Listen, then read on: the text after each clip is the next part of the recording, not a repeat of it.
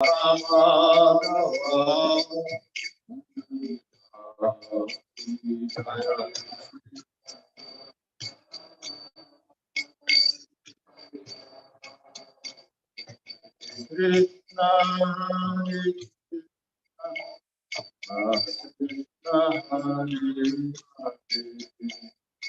Rama, Rama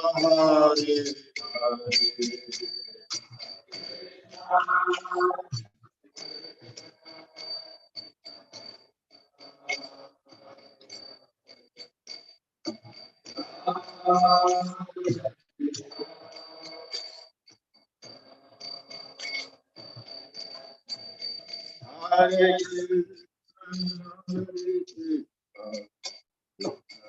Krishna, Hare Rama, Rama Hare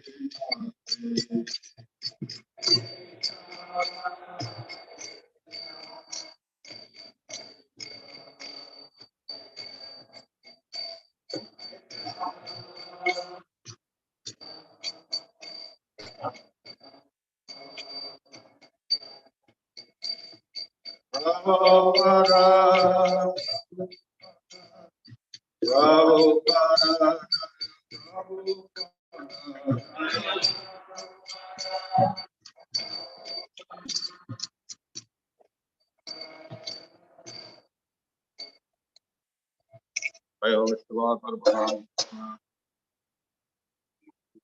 Prabhupada, Prem Sri Krishna. What about that? You can go.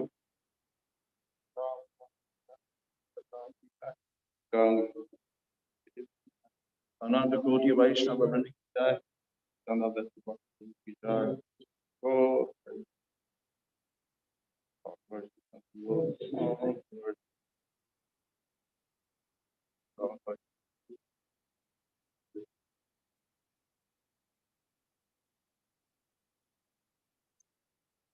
Om Namo Bhagavate Vasudevaya.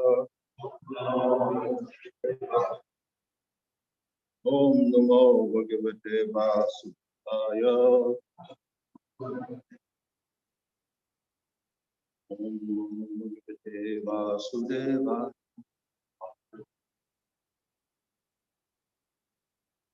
Namo Om Vishnu Padaya Krishna Bible. Mate Namaste Saraswati Devi Gauravani Katavane Nirvishesha Shunyavadi Pasakadesha Sri Krishna Chaitanya Prabhu Priyadve Sahar Gaurav Govinda Hare Krishna Krishna Krishna Hare Hare Rama. Reading from Srimad Bhagavatam Canto 4, Chapter 18, verse 23. Pasava Yavasami Kshiram Vatsam Pitvacha Govirsham Adanya Patrich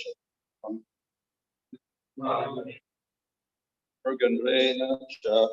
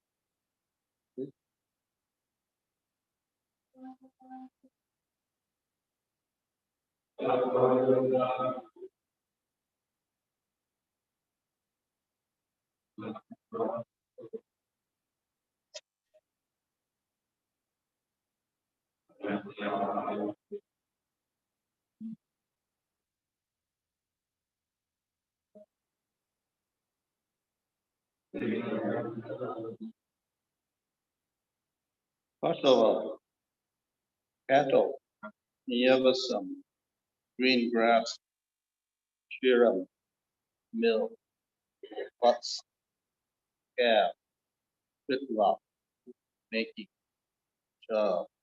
also, go Vrisham, a boat carrier of Lord Shiva, Aranya Patkure, in the pot of the forest, Shah, also, Aduksham, milk out, Mergen, and by the line, Shah, and animal, sharp teeth. Translation, the four-legged animals like the cow is made a cow out of the bull who carries Lord Shiva and making a milking pot. They made a milking pot. Thus they got fresh green grasses to eat. Ferocious animals like the tiger transformed the lion calf, and thus they were able to get flesh. The birds made a calf out of Ruda and took milk from the planet Earth in the form of moving insect, non-moving plant grasses. Purport, there are many carnivorous birds descended from Garuda, the big carrier of Lord Vishnu, and it's a bigger type of bird, very fond of eating monkeys. Eagles are fond of eating goats, and of course, many only berries. Therefore, the autumn, referring to moving animals, sure, referring to grass and vegetables, fruits and vegetables. So, in all of these verses, you see that all the different animals they require different food for living, and the Lord supplies them. And generally, living entities survive their body by the lives of other living entities. From the flesh of other animals. And on the other hand, find the cows eat grass. But in either case, there's violence committed against we know, of course, that the animals don't get harmed, killing animals, plants, but the human beings do. So the animals don't really have choices. The tigers and lions, they're not, I don't get vegetarian tiger ever. Unless we force it to starvement, but they don't have much choice.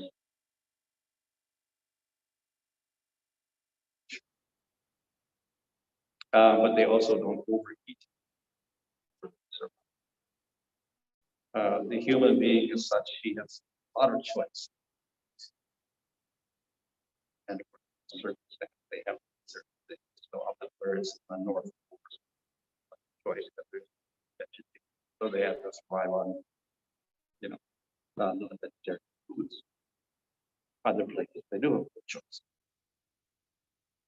So, human being has a choice of what to eat, how much to eat, etc. Furthermore, we do something to the food.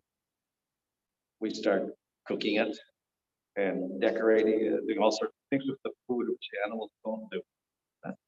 So human beings are quite unique in that respect. They can do all sorts of things. Choose the food, they can do all sorts of things with the food, like cooking it, boiling it, frying, whatever. We invent all sorts of methods preparing our food, making more tasty to us. We don't see that with the animals. They don't care about the things. Human beings are doing all sorts of things. Make it tasty. Another point of human beings, of course, is distinct from the animals. Generally, the animals will choose things that are necessary for the body and health. The human beings, especially in the modern age, we eat all sorts of things that are not healthy for the body. We prefer eating that food, like the fast foods, whatever, fried foods, whatever, all that. Very unhealthy. So this again is a reflection of our uncontrolled sense, because it tastes good that we want to eat it. It's not good for our health. So human beings got a lot of choices that way. Again, we have choices depending on taste, without consideration of the karma, the violence. So this is one big important factor of the human being. Our choice of food actually gives karma in any case. We eat because we have to take life, kill the animal, plant, eat it. So there is karma involved with our survival. No karma for the animals, for the human being we get. What does that do? It gives us suffering in future lives. Unfortunately, most people are not aware of that. They're just living this lifetime. And even in this lifetime, I'm not caring about the bad effects of different types of either. But nevertheless, we do get karma also. So as well as the unhealthiness, we do get karma as well. But because of the desire for something that tastes good, then we put ourselves in danger. In other words, we don't control our senses. We don't have any control over our senses, and therefore we end up in those situations. So that's the unfortunate issue of being out of control senses. To help us, the Lord has made these arrangements of karma, and of course, bad health. If you eat things and you get sick, then you don't want to eat them. At least an intelligent person. And if we're more intelligent, then we'll understand the law of karma. And if we think, okay, this food, I kill this animal, I eat it, then I get the bad karma. So we'll avoid also intelligence. Intelligent people will begin to restrict their eating, just even based on health reasons and karma reasons, whatever. That's an intelligent person. Unintelligent people will not do that. They don't. So in this material world, we have human beings as one of the classes of use. Still, we have the gunas. So we have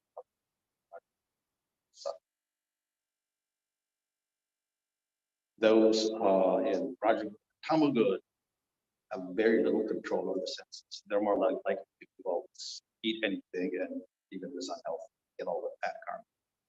Those in Sattva have control over the senses by their nature because they're less attached to senses. So they are more likely to restrict their eating based on health reasons or whatever. So they're at a great advantage that way. Of course, the other thing about sattvic food is that if you eat sattvic food, then this kind of makes you more sattvically intelligent, so that you can actually understand the amount the body is. So in other words, if we rajasic with tamasic food, we don't get that realization. Very difficult. So that's food is also related to spiritual development. So sattvic food with the minimum of violence leads to a better thinking power, higher consciousness, body, and soul. Unfortunately, again, generally, if left uncontrolled, generally we tend to sink down in the goodness. We don't maintain that sattvic, but unless we're strict to follow rules. If we don't have rules, we tend to sink down. So the Lord has provided a system by which the human beings can get control of their senses and rise in the goodness. So this is the Varnashram system.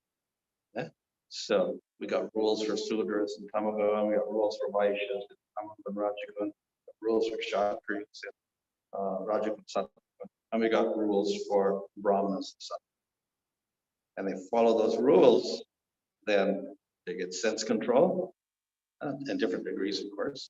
But gradually through that birth after birth, they get accustomed to that type of life. And gradually their consciousness goes up. So they rise from the So that's one of the goals of that whole system, is to gradually raise the consciousness up. So it's quite a unique goal for the human being. We know all societies do have rules and regulations, but they're not thinking about gunas and gradually increasing your consciousness. Until we get to stuff, they're not thinking like that. But they have rules simply to control people so they don't kill each other. That's what rules are for. The world. We try to minimize the violence so you don't interfere with other people too much. Start quarrels unnecessarily. That's basically what's. Here we have a very good system of not just controlling violence of beings, but actually raising consciousness to higher levels through a set of rules for the whole of society. That puts the social system of Varnashram Dharma in a higher level than the rules and regulations of civilization, cultures. But that idea of elevation to gunas. But important for that, of course, is the person accept the idea that we go from birth to birth. We're not just one lifetime finished. We have a chance to progress from the life. So the Varnashram system depends on the idea that it's not going to be immediate change and transformation. How we're going to take time and it converts. So because we do accept it, the idea of soul going from body to body, then we can have this whole system of Varnashram and getting results. Of course, people will say, well, let's prove all this because we can't trace, what body you're going to accept it like that. But we do accept the authority, which is coming from the Supreme Lord himself. Therefore, we have a system here which is related to spiritual life, emanating from the Supreme Lord's faith follow this system. So, a very nice system.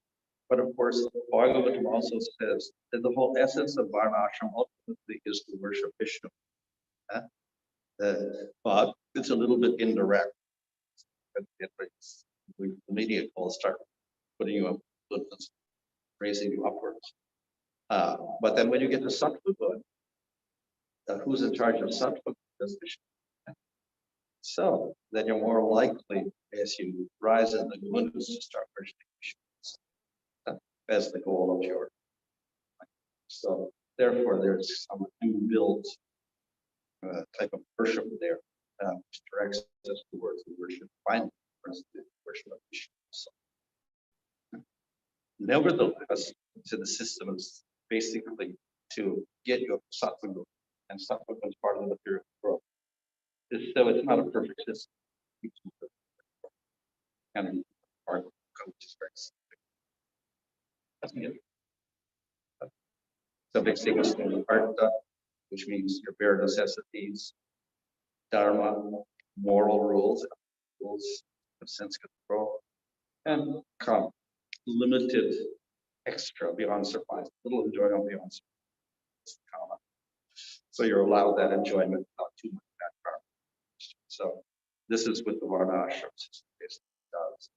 But we know that the fourth goal is moksha. So attached to the Varnashram system, that we have beyond the Karma Yoga, we got Jnana Yoga. So Jnana Yoga strives for liberation. So but you can only do that when you get the help. So Jnana Yoga, this is stated by Krishna. Origin is something. So Jnana is performed people something from, and they study and attach themselves. So therefore that becomes goal. We have to transfer karma to Jnana Yoga. So then it looks complete.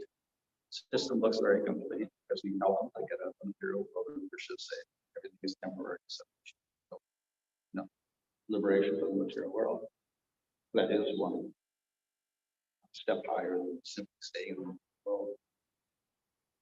But we see that Lord Chaitanya rejects all of that. This is actually difficult and not included there. That is Prema. It's beyond moksha. The moksha is included in the four human goals, Purvasharya. Yeah. Fifth goal is Prema. It's beyond that. Jnana Yoga or Karma. So the Prema is available through. So because it's not within that system at all, Lord Chaitanya tends to reject that Jnana Yoga and Karma, and instead emphasize this. So that Bhakti Yoga therefore becomes the activity for the human being rather than Karma Yoga.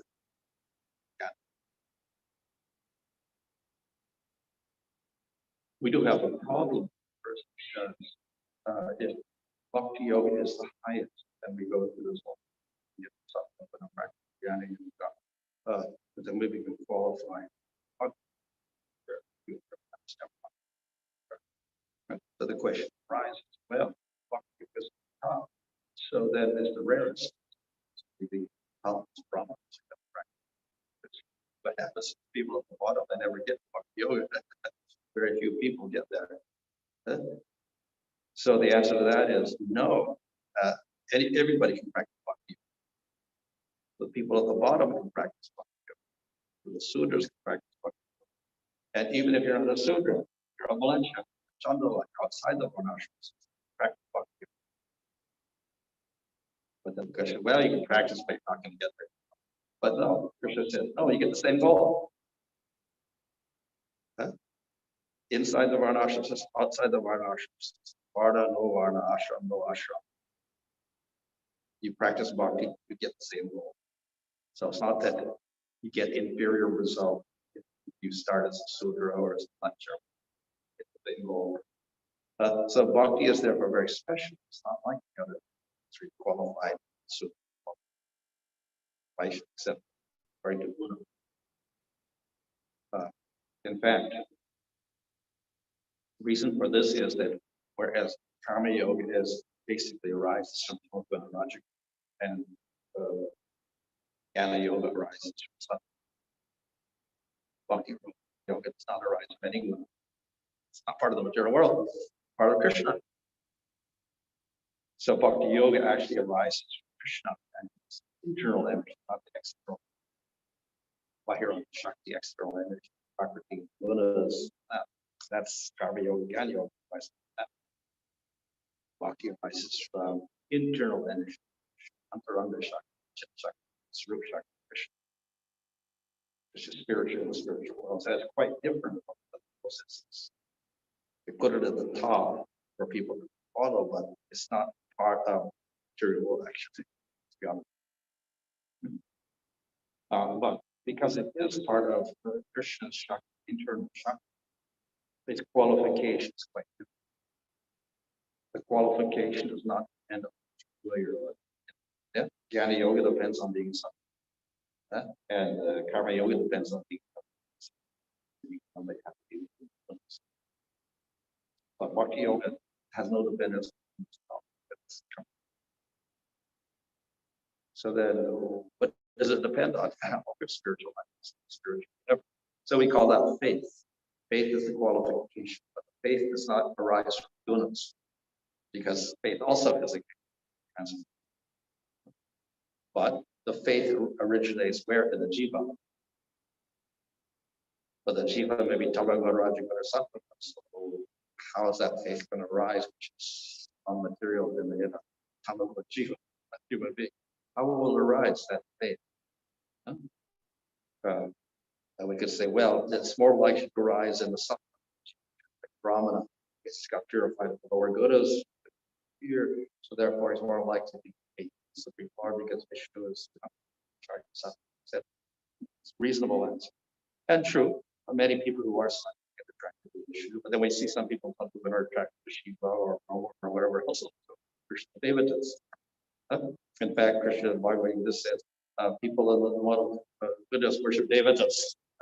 People in the mode of Ash will worship Rakshasas. Those in the mode of Buddhists worship Sanchas, things like that. So, how does that faith arise? Whatever. The answer is yes, it is. The faith also is transcendental, it's non-material, etc. So how it arises is mercy of devotees. Where do the devotees get the mercy from? From Krishna. So that's the mercy itself is transcendental, coming from Krishna. The devotee gives that mercy to people of the material world. So, and it doesn't depend. You give the mercy anyway.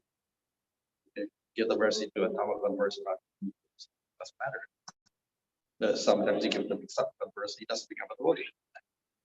You give it to Tamagan person, he may become. So it doesn't depend on the gunas. It depends on the mercy and inspiration of the devotee. So that's where the faith first arises, with that person. But because we don't have faith, we kind of avoid the devotees ever. So if you see the devotee, you run away from it. So then how does the devotee give mercy to people who don't want the mercy? Furthermore, we say don't preach to the faithless people. So we also avoid those people who don't want to listen. How do we give mercy to people that don't want it? So to answer that, we say that, well, that's true, but even if they don't want it, they can get exposed. And they may not know it's mercy. But that exposure itself is very powerful and can make them into given faith. So that's the power of bhakti, even accidental bhakti. So therefore, the arousal of faith is not because the person has some intention to make it mercy. That because it's so it's all the attempt of the devotees to expose people somehow or other, even if they don't. And that affects them, even accidentally. So that is the first cause, and by repetition, that produces the pradha faith. So that is the accidental maybe just seeing a devotee, seeing a stila, maybe taking some prasadam because you're hungry, but you don't know it's prasadam. Seeing the form of the Lord Jagannath, that's stuck in the ground. And then you saw the form there of Jagannath pass by. That you may hear kirtan somehow when you're walking down the street. You're not paying attention, but so that actually affects the all of that accident. But it's slow process because maybe only in one lifetime we accidentally contact prasada or kirtan or Jagannath because we're not looking for reference. So maybe take many lifetimes for that exposure to get repeated and repeated. When it gets repeated, then gradually a little bit of attraction for the Lord takes place in Jiva. and that develops through faith, where consciously, suddenly, in one lifetime, begin to become a little curious about what, curious about Krishna or devotees or kirtan or something. But so that we conscious endeavor to, accept the knowledge. So we seek out devotees for Bhagavad Gita. So that faith arises not by the gunas, it arises by constant exposure to the person. So again, it's not that it can take place in any person. So therefore, the bhakti is a very special process, and it doesn't depend on gunas or varnas. It simply depends on the person. So once we have the faith, then we begin the practice of bhakti.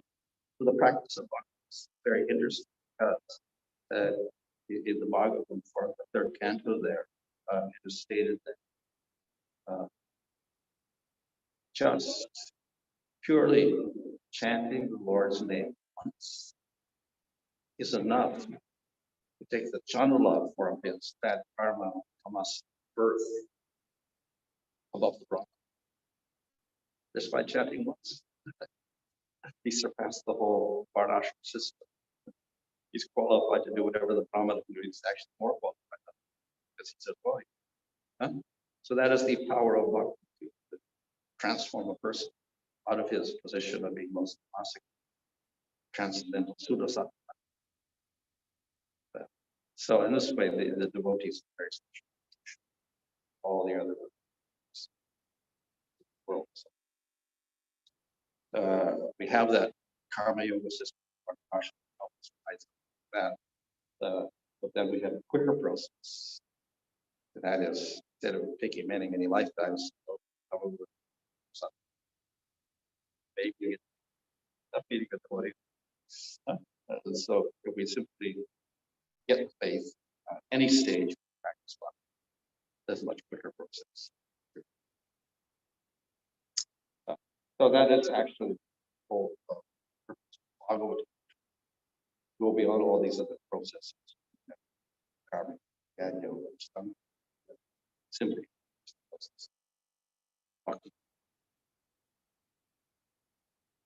Of course, Lord Chaitanya is very special because not only he's propagating Bhakti Yoga, but he says in Bhakti Yoga, the non-Sankirtan is the most powerful. So therefore, this makes it more to everybody. So we expose people to the name of Krishna, knowingly or unknowingly. That's a very powerful thing. So the process of developing the ultimate that. And of course, when we do chant again, it has power, such power that even accidentally in Krishna, as Ajamil chanted Brian's karma a second, despite that accidental chant. So we have the faith, much more. So therefore, the matter is karma experience when we pick chant. So that is why every other process, even a bhakti secondary to that. What to speak of the other process like karma yoga, jnana yoga, sangha, very, very simple. And now kirtan is the most powerful process. So even the other processes of bhakti are sick. So this is our main process. So by this we surpassed all these other procedures, even over the mention of non-kirtan. So that's okay.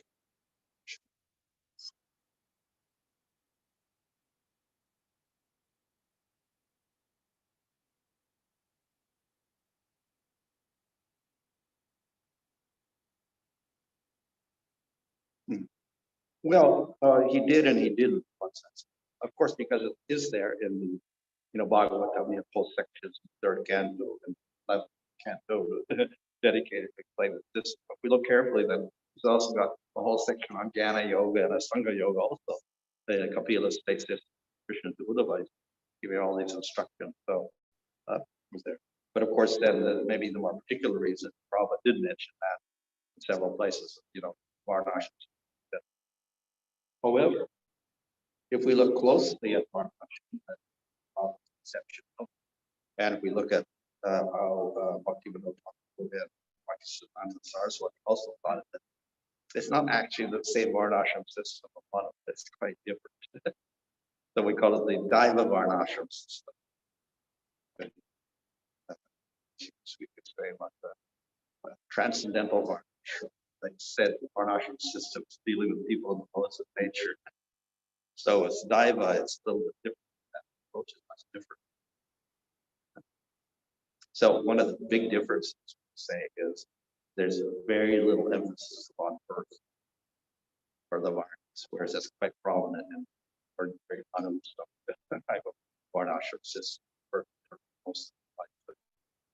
But with Daiva Varnashram system, no, it's determined by your quality, it's not your. Of course, birth is a consideration, but and the qualities, what manifests all this being active. So therefore, the system is quite different, and we can say the social structure also, because the ancient system based on birth means family, is a Vaishya family, Shudra family, or Brahmin family, and that family goes on for many generations, 50 generations past with their own traditions. But if we have a system based upon, everybody's got their Varna when they're adult, it's different from your parents and the other children. You've got quite a different system there where the family is made up of all different Varnas. So they have all sorts of different traditions. We don't get a traditional family, but we get something quite different. So it would seem that that system established quite different in terms of social structure. It's not that traditional. It's different. It's simply based on qualities, on birth, etc. So therefore, the education would have to be different also. Generally, they didn't think much about that. Whatever the father done, the son didn't. He educated him. If you're a Vaishya, you do the farming. If you're a child, learn with the father, then gets a special education like that. If you're Brahmin, then the father teaches you when you're young. You're okay. Now, if one son is one thing, another son, what do you do? They're all different. Your sons are all different. How do you educate them? It becomes a big problem. So if we say that, okay, it's all by qualities, not birth, we do have a lot of problems. It's trying to manage all those different children with different things and how to keep the family as a unit. So everybody's going off different directions, doing different things. And they establish a family which is quite different. So, looks quite different. So how to incorporate that? Bhaktivinoda Thakur, Bhaktisiddhanta Saraswati also details of how you make such a system. So that's just one factor, the birth and then the confessions by not by birth but by qualities. So that's just one, just quite radical system. But consequently, the whole family system gets all because of that. And then besides that, we have all different rules and regulations, rules for Brahmanas, Sudras, very complex system. But how much of that do we want to incorporate? So if we are rabbinical, then you have a lot of rules. And generally we criticize this smart. Because this is exactly what many people do. They're stuck in their rabbinical rules. Quite flexible. And a lot of rituals involve the law. So we will criticize them. Very smart definition. It's Janhari worship Krishna, but they're involved in all these different rituals all the time. So, but that's part of the Varnashram system. Do we want that or not? So then we can say, well, no, we don't want to reject that. So we reject the whole system of rules and regulations for the Varnas also. What have we got left for the Varnashram system? There's a lot of problems that arise, which are not being worked out. So, on the other hand, to make it more simple, though, we can just say, okay, chant Hare Krishna, be a devotee, and then according find some occupation that's just sinless, do that, and survive somehow, and then you concentrate on that would be a much simpler solution than trying to orchestrate or regulate everybody in the group or your society or whatever. You've got to have this occupation. This is your, this is your nature, whatever like that. force people into that, certain education like that. It's quite complex to do that. Maybe leave it up to the individual, but then what kind of art system is that? It's more just bhakti, that's it. So, there's problems when you try to make that system. What we're going to follow, what we're not going to follow, and then what are the repercussions if we're just going to have varna by tendency, not by birth. Of course, we do have to maintain our body. So to do that, we do need an occupation. And then we have occupation that suits our nature. Fine. That's our varna. As far as supporting the body.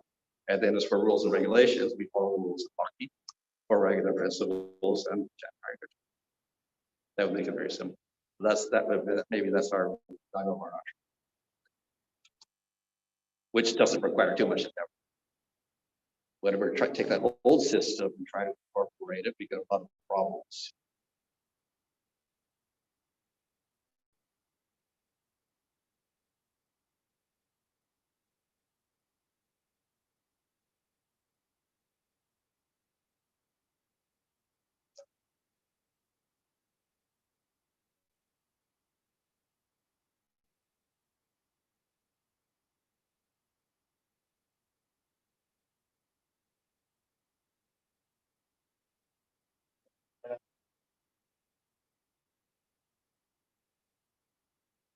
Yeah.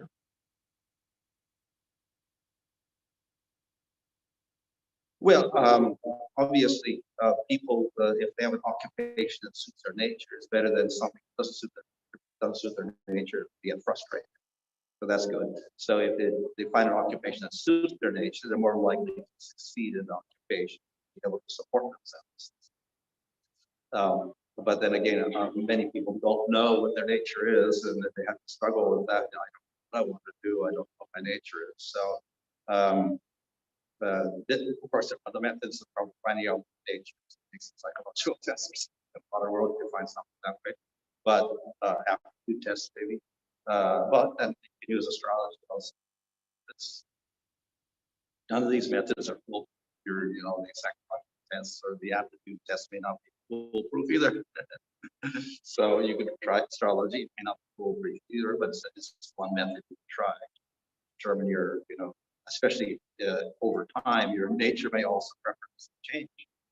So for 10 years, it may be one thing, suddenly it's not anymore, and your nature may turn into something else later on. So astrology could also predict that.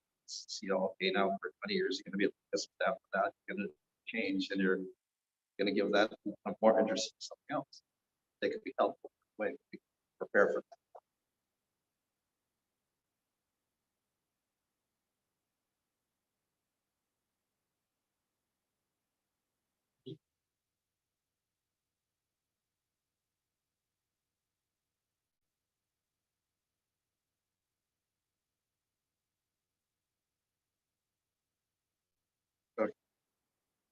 So, we in order to maintain our body, we have to commit some violence sooner or later. So it's not animal, then it has to be plant. Of course, there are some people who say they survive with air. So, but that's very rare. But most people, at least, you have to take some plant or whatever, and it's less violent. Of course, not all plants. Some plants are also sick. Plants like but there is some sin attached because there is some violence, but it's less. So the more elevated the creature in terms of consciousness, if we kill that animal, and that's greater sin. If it's plant, it's less. So in that sense, we get less bad karma. Of course, another thing is intention. So if we killed an animal by accident, that's less. We get less karma for that than we kill it intentionally for some reason. So in this way, there's gradations of sinful reactions. Yeah? But generally, the animals, for killing the animal, get more, and plants get. But then, of course, if then the plant you kill it, you just waste, start chopping down trees, things like that unnecessarily. Then that becomes a greater sin in terms of taking plant life. to compensate for all of the unintentional sins. That they do have some procedures in the Varnashram system. We call it the Panchamahayaga. So by doing that every day, then you counteract your daily sins of, you know, lighting a fire, or grinding up your idli powder or whatever you're stuffing, you crush an insect that way, or, you know, sweeping the floor and you harm an insect or whatever that way, which is all accidental, intentionally trying to, you know, torment the bugs or whatever.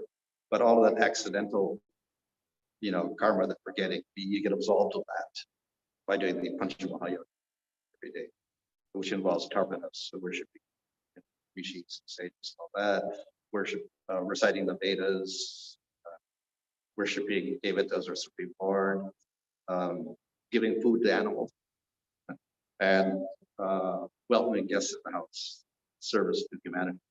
If guests come and eat. So these 5 things, services, annihilate your daily accidental karmas against plants.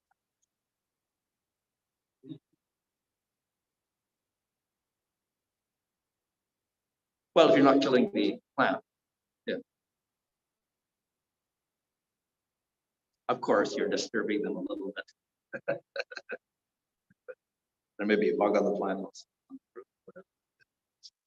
We can't be free of karma for, you know, some disturbance, but much less obviously. If we have killed the plant to, you know, get the food, then that's where karma happens.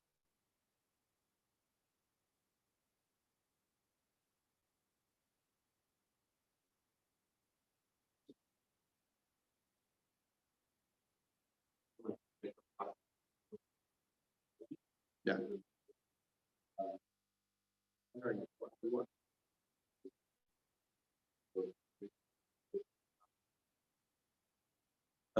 We can just keep exposing them to bhakti without their knowing about it. Now that we can keep hearing the name of Krishna, they can keep taking prasadam, you know. But you know, if they know about it too much that you're trying to reach them, they'll avoid you. So you got to put such a way that they, you know, feel negative. But the more they get exposed to it, then more likely they are to start up on faith than they actually are really.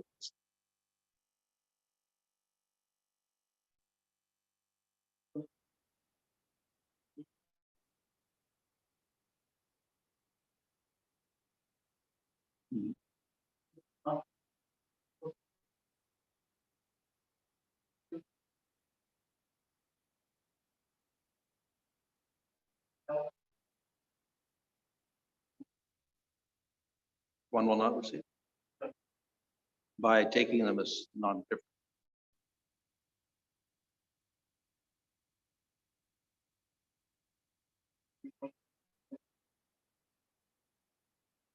Oh, well, Shiva and Vishnu are different, non-different. And even the aparad we take, you know, we should consider the names of Brahma and Shiva to be equal, and in the name of Krishna.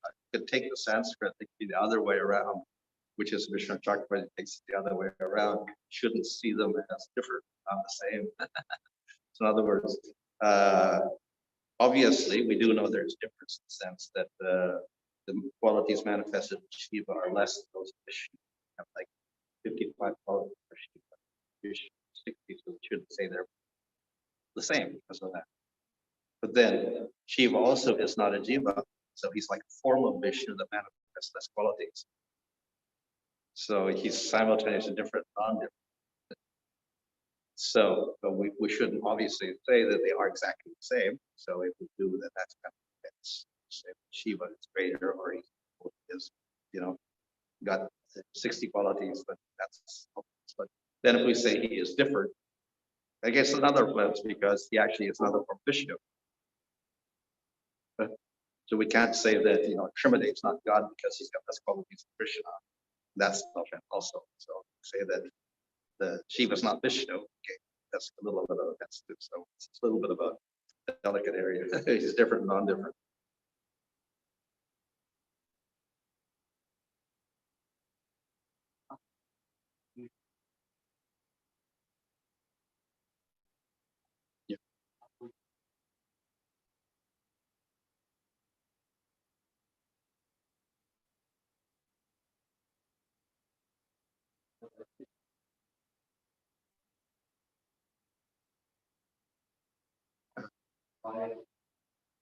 Yeah. Okay. Well, the nature of Maya is it's so deluding that we don't realize it's Maya. So that's a problem.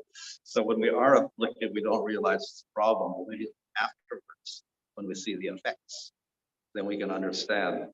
So the effects of being by the modes, obviously, is we end up in more and more consciousness. And consequently, when we be agitated and Rajagun, we're completely, overcome with suffering, lamentation. Some of if that's the final result, then we must know that something went wrong. I was in the mode of passion ignorance. So I got this resulting state. When you're in actually getting influence, you may not be aware of it. This is the whole nature of Maya. We get completely bewildered by the modes. So we don't think there's anything wrong with them when we're stuck in those modes. But if we have good association, this is one type of safeguard. So when it starts happening, somebody else can point it out, falling into the modes of nature. So good association may be necessary because it may not be able to become aware of itself once we pull it. Other people object, look at things, see, they ascending into the modes.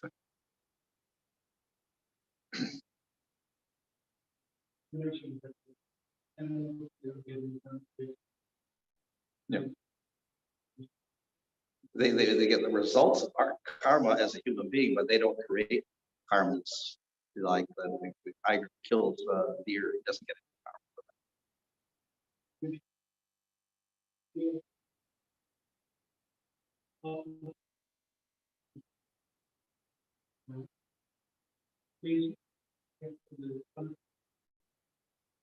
Yeah. All the humans and the other species who are like us, more intelligent, they all get karma. Yeah, they have to suffer karmas, and they create. Huh? The demons? Yeah, why not? they're human-like species also. They're all classed together. Rakshasas, yakshas, even the sages. They all have responsibility.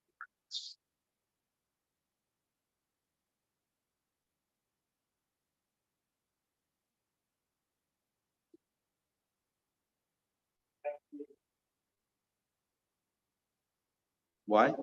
Why they don't do bhakti? Well, the nature of people is when they choose something, they think it's the best. And even if you try to convince them, say, well, Shastra says this, they say, well, I don't accept that Shastra. I will accept this opinion from this person or this sage or whatever like this. So once we get stuck on something, we may have a little bit of difficulty in giving that up. So that may be a problem. Then the nature of scripture is that it praises everything. So you could quote scripture. Yeah, I see the Upanishads are saying Jnana is the best solution to everything. Liberation is the final goal. So they'll quote, things in their favor. That. So if they really stuck, then they won't listen. If they get mercy, and I say they do a little association and a little prashadam, then they may get some faith, and then they may be willing to listen. But until that point where they develop a little bit of inclination, that's very difficult to treat such people. Get stuck in their own minds. No faith.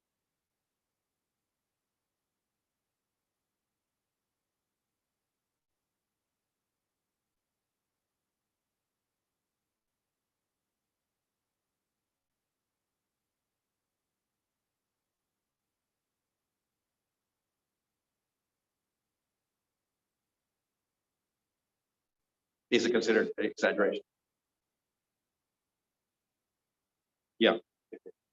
Well, of course, that's one of the offenses of the holy name, to consider the statement of glorification of the holy name exaggeration. So, the thing is that, yes, the Vedic scriptures do exaggerate many times. Well, not many, they do may exaggerate a statement, which is not literally true. For instance, in the Karma Kanda section of the Vedas, it says you go to Svarga, you become eternal. Not true. Because Krishna says in Bhagavad Gita, you fall.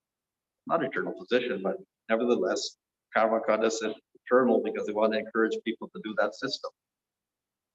Similarly, you'll find in the Tamastic Puranas, Shiva Purana says, Shiva's Bhagavan, he is supreme, he's superior to Vishnu.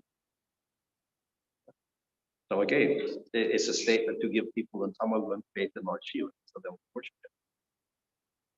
So scripture does make exaggerated statements in order to increase people's faith. And Krishna also says that I give them the faith that which they can worship him. He gives scriptures for that. And in those scriptures, they will give statements which are not absolutely true. Even Krishna does that in Bhagavad Gita, chapter 3, Karma Yoga. You can become happy by Karma Yoga.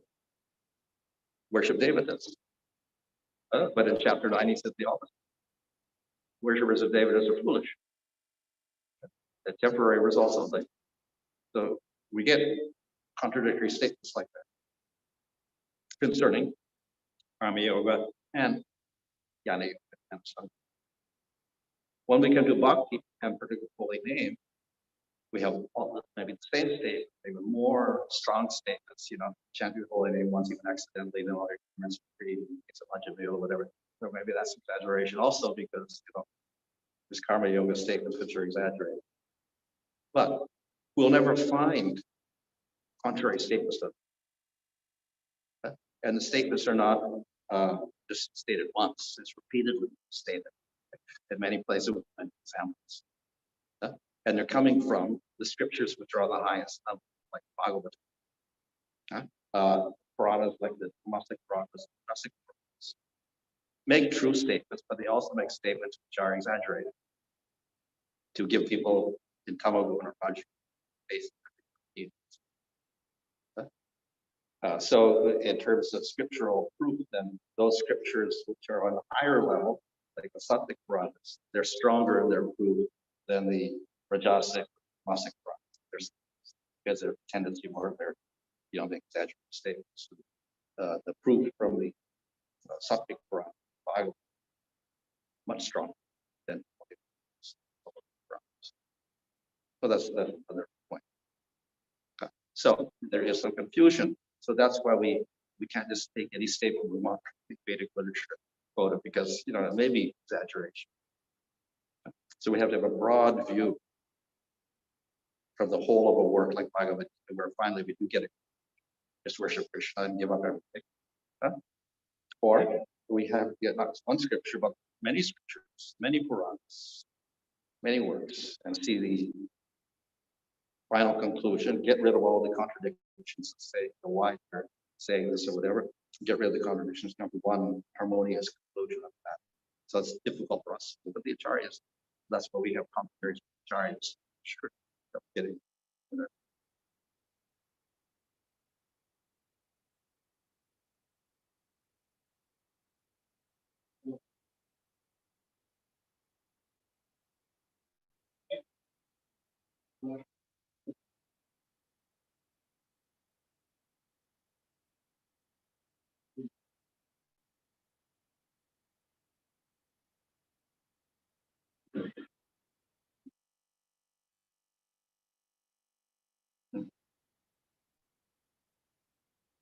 Yeah.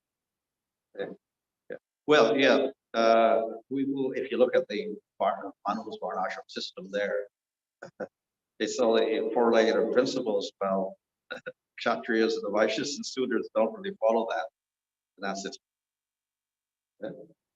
So we see that the Kshatriya may have many wives or may have people not wives. He can gamble. His meat goes on hunt, kills animal, he can eat the meat. So even the Kshatriya is not following principles. So we can say for everyone in the Varnashram to follow regular principles, that's what we call Daiva Varnashram. It's more or less like Bhakti Yoga. Bhakti Yoga, where you're following a profession to support yourself, which may be, labor or, merchant or administration, whatever. But you're basically, it's more of a devotee type of Varnashram. It's not the other Varnashram. It's quite different. In the case of Krishna and Dwarka, and even in Vrindavan, they follow like like a barn ashram. So everybody in Vrindavan thinks, oh, we were cowherd people, and they'll worship the Brahmins, and they'll bring the Brahmins into chant Vedic mantras, bless them like this, and do the worship. Uh, they don't really need to do that because Krishna's the ultimate worship. Everything's satisfied, but they follow some sort of, appearance of following a type of varnashams, same as for and work. So they have, the different classes. So then they have the prostitutes, wherever other people there as well, part of that system. But as we know, everything in Dwarka, like Bernal, is actually part of the spiritual world. There is no sin involved. They're all devotees. Nothing. So it's not even part of my show.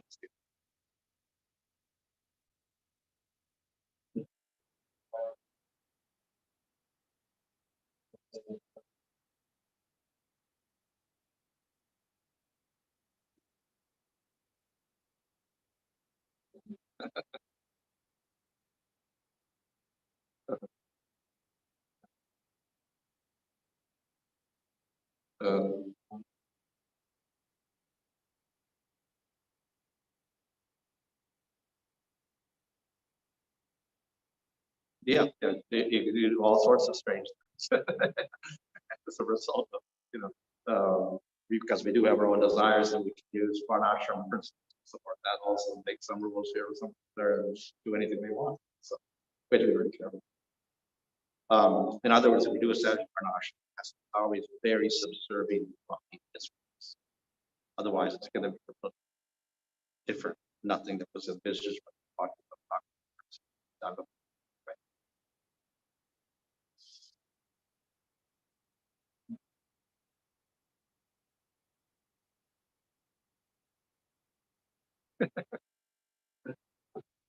Yeah. Well, actually, I don't think it's mentioned anywhere in Hari Bhakti. I guess a rules or regulation. I don't know if it's in the Smritis also, like Smriti, but not. I've heard, of course, it's called come on, like that, whatever. And I think Prabhupada said don't offer these. But then Prabhupada did eat mushrooms. He would serve mushrooms, and when he was traveling, and people would cook for him in Bombay or whatever, he did eat mushrooms several times. Kind of ambiguous.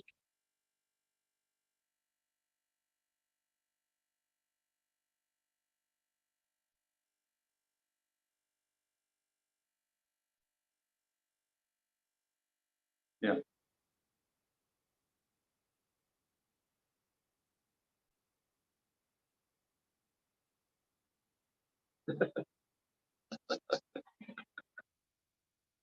But then in China, then he allowed them to use mushrooms because all the Chinese eat mushrooms there. So